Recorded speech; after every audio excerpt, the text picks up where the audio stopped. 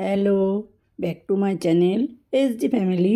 সবাইকে জানাই good morning, শুভ সকাল। তার সাথে সবাইকে জানাই অনেক অনেক শুভেচ্ছা, অনেক অনেক অভিনন্দন।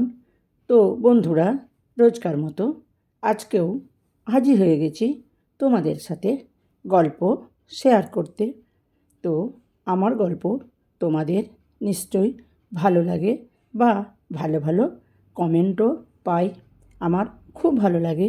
আরও ভালো ভালো গল্প পেতে আমার চ্যানেলটিকে সাবস্ক্রাইব করে পাশে থেকো।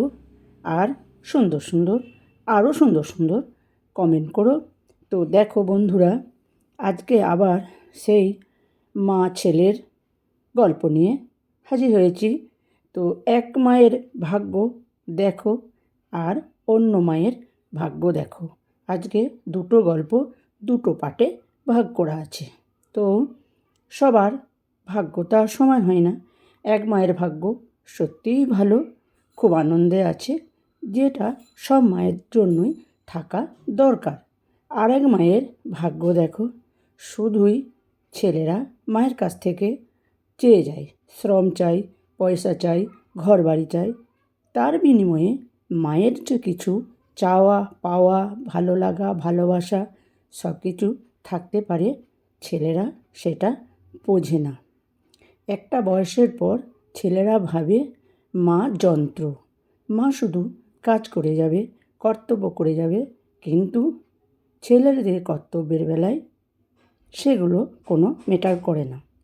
তো এই কারণে এগুলো বন্ধ হওয়া দরকার আছে।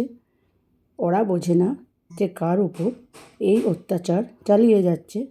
তো বন্ধুরা, সবাই দোষ নিও না। সবার কপালে এই দুর্গতি সবার কপালে থাকে না।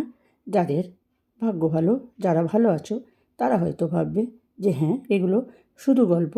কিন্তু এগুলো শুধু গল্প না, মোটেও গল্প না। এগুলো বাস্তবকে নিয়ে অনেক ঘটনাকে সামনে রেখে তারপর এই গল্পগুলো বানানো হয়। তো বন্ধুরা, সবাই ভালো থেকো, সুস্থ থেকো। আর আমার গল্পে তোমাদের ভালো লাগছে এটা শুনেও আমার খুব ভালো লাগে। তো আমি রোজ রোজ এই গল্পগুলো আমার ভালো লাগে বলে তোমাদের সাথে শেয়ার করি। তো চলো দেখো আজকে। বাবাই, আমাকে একটু বাইরে ঘোরাতে নিয়ে যাবি? কতদিন হলো এই চার দেওয়ালের মধ্যে বন্দি হয়ে আছি বলতো? আজকাল তো পেনশনটাও আমাকে সই করিয়ে তুই নিজেই তুলিস। বড্ড ইচ্ছে করে রে। 65 বছরের বিধবা সুমনা দেবী একমাত্র ছেলে রাজীবের কাছে আবদার করে।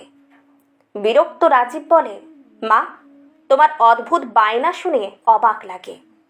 বেশ তো সময় মতো খাচ্ছ, দাচ্ছ, ঘুমাচ্ছ। রোগ হলে ডাক্তার কাকু এসে দেখে যাচ্ছে।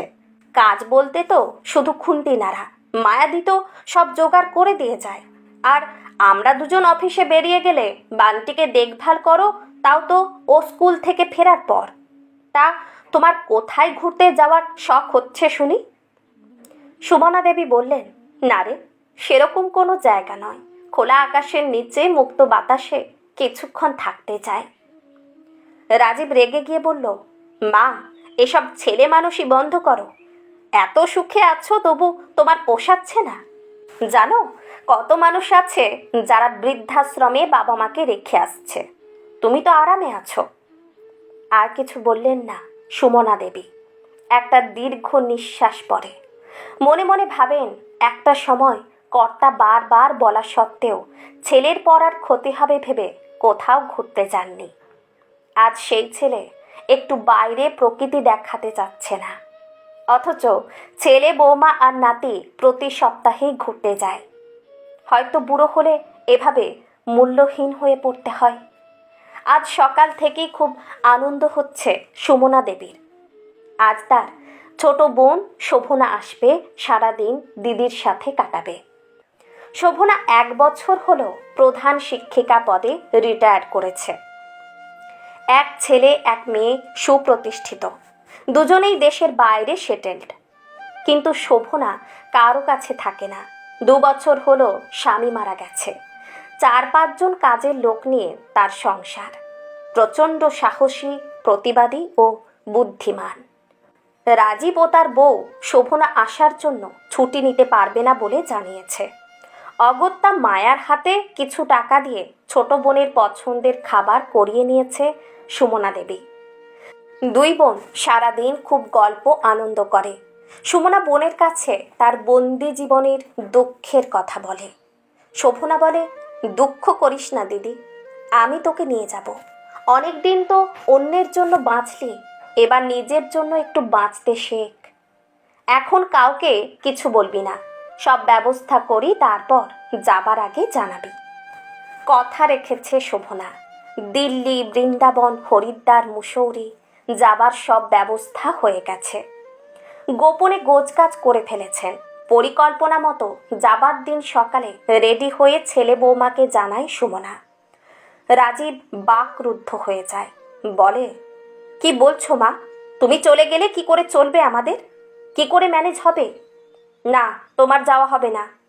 সুমনা বলে, তা একটু কষ্ট তোদের হবে, তবে আমি অনেক দিন আদর্শ বউ, আদর্শ মা, আদর্শ শাশুড়ি, আদর্শ ঠাকুমা হয়ে কাটালাম।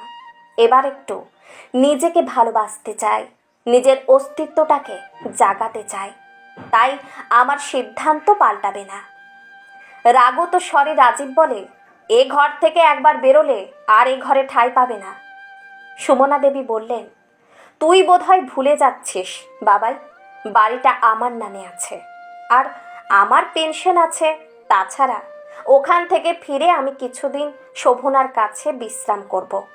তারপর তোরা যদি চাস তাহলে আসবো, না হলে 2 বোনেই বাকি জীবনটা একসাথে কাটিয়ে দেব। বাইরে গাড়ির হর্ন শুনে ট্রলি ব্যাগটা ট্রেনে দরজার দিকে এগিয়ে যায় সুমনা দেবী। হতবম্ব রাজীব অবাক হয়ে মায়ের গতিপথের দিকে তাকিয়ে রইল। শাশুড়ি মায়ের জন্মদিন পালন করছে বৌমা সুহানা। পাড়া প্রতিবেশী আত্মীয় স্বজন মিলিয়ে প্রায় 50 জনের মতো লোক নিমন্ত্রিত। বিপাশা দেবীও খুব সুন্দর করে সেজেছেন। সুহানা নিজের হাতে সাজিয়ে দিয়েছে বিপাশা দেবীকে। বিপাশা দেবীর জীবনে এই প্রথমবার জন্মদিন পালন। কত খুশির মুহূর্ত! বিপাশা দেবী কখনো ভেবেছিলেন এমন একটা দিন আসবে? নিজের ছেলে কখনো বলেনি, অথচ বৌমা, সে কিনা নিজের উদ্যোগে শাশুড়ির জন্মদিন পালন করছে। সন্ধ্যের ঝলমলে আলোয় বাড়ির পরিবেশটা একেবারে অন্যরকম। বিপাশা দেবীর প্রতিবেশিনী রমাদি, স্বপ্নাদি, তুলিকাদি, রেবতীদি সকলেই এসেছেন। প্রতিবেশী হলেও বিপাশা দেবীর সাথে এদের সকলেরই বন্ধুত্বপূর্ণ সম্পর্ক। খাওয়া দাওয়া শেষে বন্ধুরা সকলেই পড়েছে বিপাশা দেবীকে নিয়ে।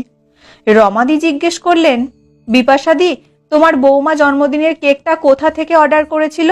দারুণ টেস্ট কিন্তু। তা তো জানি না, কেক কোথা থেকে এসেছিল ওটা বৌমাই বলতে পারবে।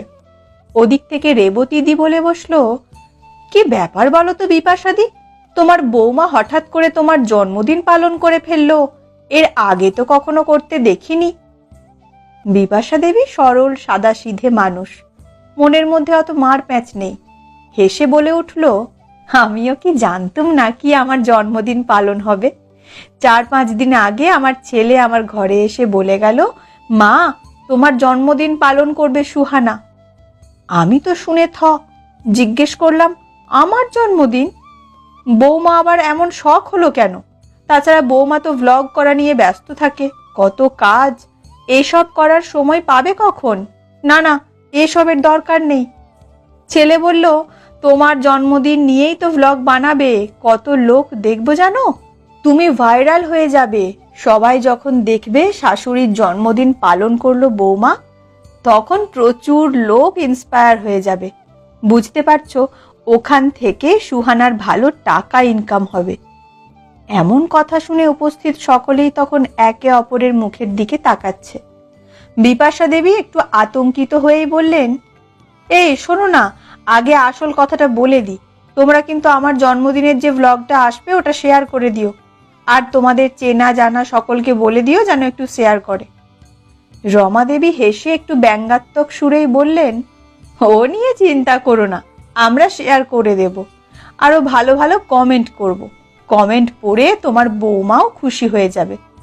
তুমি অহেতুক ভয় পেও না, তোমার বৌমা এত সুন্দর কন্টেন্ট বেছেছে, এ তো দারুণ ব্যাপার। বিপাশা দেবী এবার যেন একটু স্বস্তির নিঃশ্বাস ফেললেন।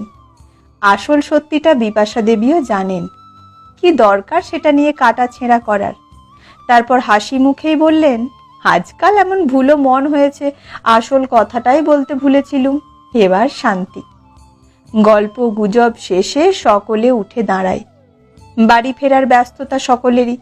বিপাশা দেবী এবার প্রতিবেশিনী বন্ধুদের জিজ্ঞেস করেন, তোমরা সব ঠিকঠাক করে খেয়েছো তো? সকলে সমস্বরে হ্যাঁ বলতেই বিপাশা দেবী স্বস্তির হাসি হাসেন। যতই হোক, নিমন্ত্রিত অতিথি বলে কথা। অতিথিকে বিদায় দিতে বিপাশা দেবী বাড়ির গেটে এসে দাঁড়ায়। একটা অনুজ্জ্বল হাসি বিপাশা দেবীর মায়াবী মুখে তখন এক অন্য ছায়া ফেলেছে।